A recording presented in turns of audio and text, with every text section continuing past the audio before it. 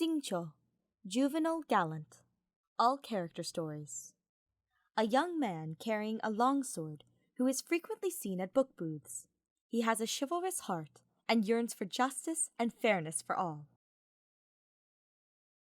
The second son of the Feiyun Commerce Guild, Xingqiu has had a reputation for being studious and polite ever since he was a young child.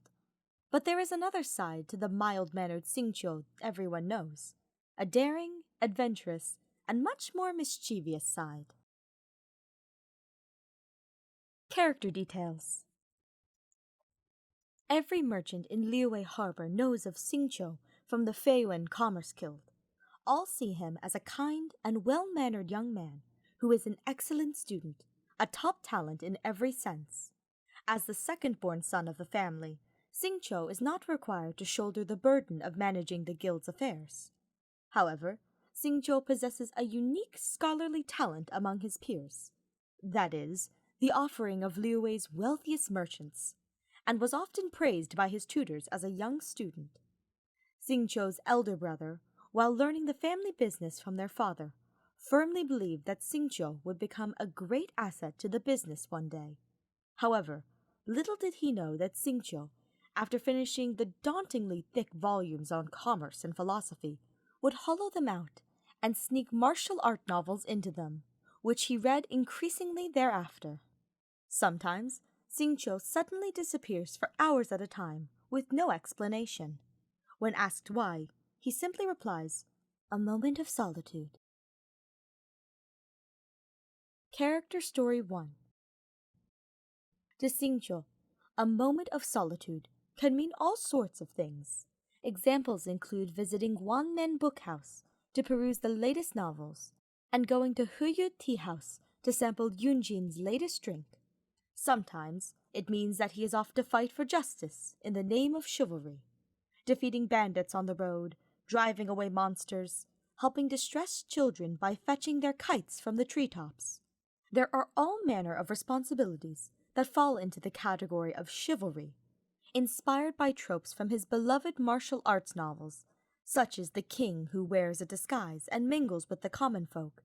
Xingqiu does not hesitate to leverage the power of the Feiyun Commerce Guild to resolve more complex issues when violence isn't the answer. Character Story 2. One day, Xingqiu's older brother came looking for him, only to find he wasn't around. When Xingqiu later returned, he came across his brother in the hallway. "Your room was a mess, so I cleaned it up. Listen, both you and I are responsible for the reputation of the Feiyun Commerce Guild. We have to act the part. If you can't clean up a room, how would you clean up the world? An adeptus once said." After half an hour of lecturing, Xingqiu was finally let go. But his brother said something strange at the end. "I'll not enter your room without permission next time. I'll make sure the maids do the same." Xingqiu had no idea what he was talking about. However, as his brother turned away, with a despondent look upon his face, he muttered to himself, "Those books under his bed. No. I shouldn't go looking at what kind of books they are. Xingqiu is grown up after all. Don't want to be lecturing him all the time. Puberty, perhaps?" Afterwards, even Xingqiu found it odd, expecting that the maids would have said something about the stash of martial art novels under his bed. He had long since prepared his response. But in the end, no one ever bothered to check his room again. Character Story 3.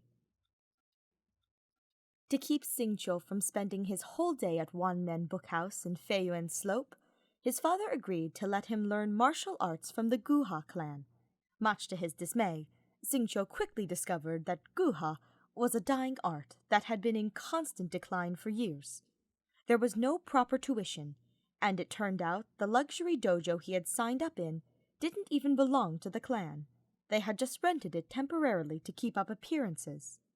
Xingqiu's father was, of course, fully aware of this state of affairs in advance. To him, the whole thing was just for fun. He thought Xingqiu would be content to learn a spot of blade work for show, not for serious self-defense. He hadn't counted on the prodigiously intelligent an extremely well-read Xingqiu, being as outstanding a talent in Guha as he was in every other discipline he had turned his hand to. A combination of his own intuition and extensive knowledge of ancient literature meant he was able to completely revitalize the dead art. Xingqiu was disappointed by Guha's martial arts program at the beginning, but he found the other tricks they taught to be exactly what he had hoped for. Quicklime, smoking sand, paperfish, sword swallowing, fire breathing. Xingqiu was spoilt for choice. He decided on the spot that he would learn them all, no matter how long it would take him. He reasoned that they would be useful to have in his repertoire during his future exploits as a chivalrous hero. Character Story 4. There are two sides to the swashbuckling Xingqiu personality. While quiet and unassuming in front of strangers, he is gregarious and chatty in the company of close friends and family. Though more restrained than his elder brother, he even has a playful and mischievous side. The one who usually bears the brunt of his bizarre sense of humor is someone named Chongyun, an exorcist usually found on one of the forest trails around Liyue. Chongyun, I found a haunted house for you to practice in. Chongyun, you would have to believe me. It wasn't me who laid the traps inside that haunted house. What? It's not haunted? Well, I couldn't have known that, could I? Chongyun, don't glare at me like that. Look, you're injured. You'd better just lie there and get some rest. Tell you what, Chongyun, we have a maid who's learned in the art of essential oil therapy in a nobleman's house in Sumeru. How about I ask her to tend to your wounds? You owe me for this, though. Character Story 5. The notion of chivalry means different things to different people. Chivalry means listening to your conscience calling you to action when you see an injustice. Right? Or is chivalry simply about knowing right from wrong? No, that's not enough. It must have something to do with being a righteous person. To Xingqiu, chivalry simply means be good and do good. As a son of a wealthy merchant in Liyue Harbor, he was born to ride the waves in a world of trade. Notions of chivalry should have gradually left him as he grew up. However, obtaining a vision changed everything. It meant he was finally able to accomplish those legendary deeds he could only dream of as a child. Of course, there is no way he can completely divest himself of his duties in the guild, but so long as he gets to go out and be the hero, even occasionally, he is perfectly content with his life. The only thing that can wipe the smile from Xingqiu's face is when cynics question the true motives of chivalrous heroes. Rank, reputation, reward, shadowy deals. Whenever Xingqiu hears people smearing the names of true heroes, the expression on his face may not change, but he will be sure to add that person to the special section of his blacklist, reserved for people he despises, even more than carrots. A Legend of Sword. Xingqiu once wrote a martial arts novel named A Legend of Sword, based on his own experiences, intending to publish it in Liyue Harbor. To his surprise, his manuscript was rejected by local publishing houses, who believed that no one would have any interest in a story with, quote, a setting as wildly unrealistic as the plot is banal, unquote. Undeterred, Xingqiu had a few copies printed privately and sneakily placed them on the shelves of Wanmen Bookhouse during one of his many trips there. But just as the publishers had suspected, it failed to garner much interest from readers. This was quite a blow to Xingqiu's confidence. Unbeknownst to him, however, a passing merchant from Inazuma did purchase a copy to bring home, where it received rave reviews. Writers the region over attempted to copy the success of A Legend of Sword, but none succeeded. It remains permanent residency in the #1 bestseller spot to this day. Vision. The martial arts school known as the Guha clan has been in decline for several hundred years now. In its heyday, The name of the clan rang like steel throughout the harbor. It was said that the clan harbored 3 great secret arts: the ways of the Light Piercer for polearms, Rain Cutter for swords, and Life Ender for those who excelled in both. The 3 arts would be refined over the generations, and with time would reach their apex. Yet the clan's strength would continue to wane, leading them to lose their influence. The 3 arts became diamonds, hidden in the rough, quietly awaiting a successor. After many years, the Guha clan would finally get one in Xingqiu. It was he who successfully grasped the ancient martial principle after merely 4 years of study.